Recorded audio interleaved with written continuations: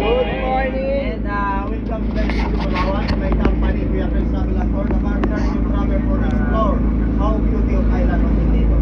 First of all, my name is myself. My name is Saldi. I am tour guide today. Don't forget the name, Kuya Saldi. Salvi. And we have a two partner guide, Kuya Jonathan and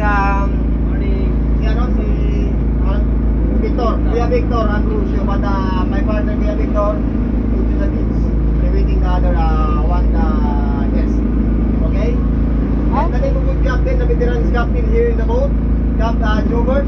But the captain here in the boat is going to the coast to clear the people in the boat. Okay? And we have a two assistant captain here. We have Kuya Christian and Kuya Ricky.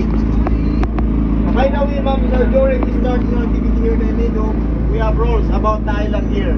Always follow here, okay? First rules, do not skip the corals or touch any kind marine life in under the sea and land shore, okay? And number two, do not collect the sand or shells. Ready to souvenir in your country or in your place. Okay, number two, do not throw in the garbage, the water or beach. We have a garbage. We have a garbage in the beach. And any down the beach, can I wear your water shoes or flip-flops for avoid your guts or feet or for avoid receiving the poisonous kind of fish like a snake thread or sea urchins? Why not very important the water shoes or fish papers in the waist? And any down the beach, can I wear your can I carry your personal belongings? Because you lose your personal belongings in the beach, it's not responsible by the company.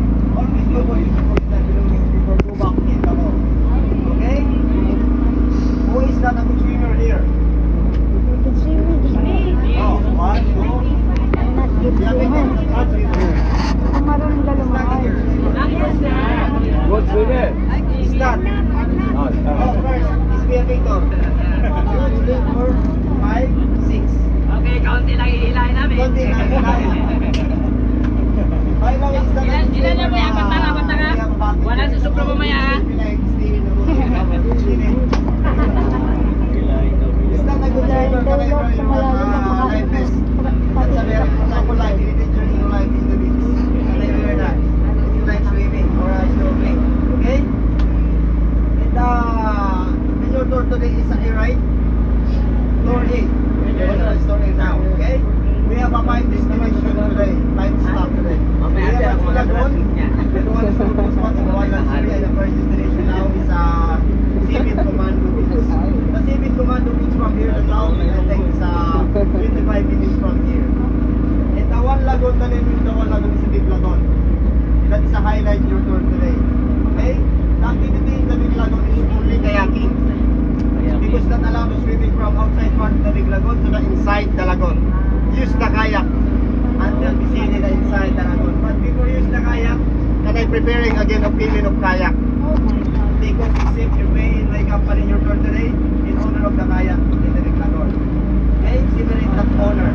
The price in the kayak in the big lagoon is 300 2 person.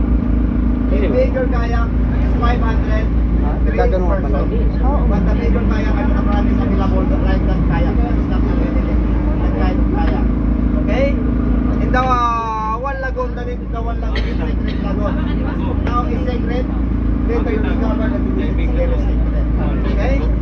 And any question that you may ask me or my partner Kuya Victor, except the financial for that time. Okay? And that's all. Thank you for listening for a little bit information, and let's go for explore our beautiful island. Thank you very much. Thank you.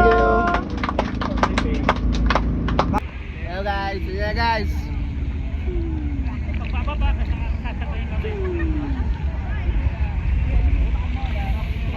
Okay. Solid. 39.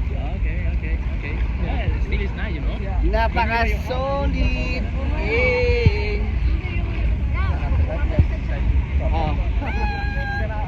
Welcome to Palawan and Nina. Yes. Buhanan mo ako sa ilalim. Bigyan mo ako sa ilalim. ayun na pala ito sa harap. No, panglone. Let's go. gawa naman, mano. Ayan mo. Yeah, that's the thing. It's like, for me right now, Hindi ko makita. I'm not gonna rush, but at the same time, I don't want to be like. Lalim na rin.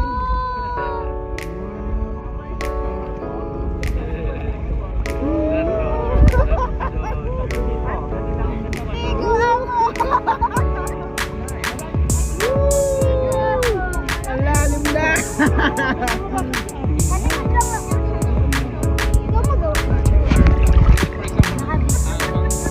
Harap ka? Hello guys. Welcome to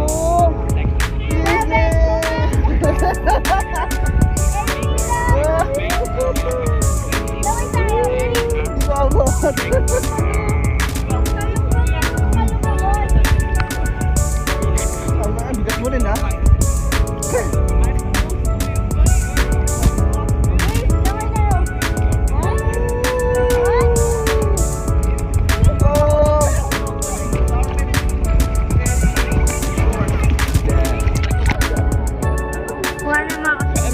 Nilulubog ka lang to? Wait lang, wait lang.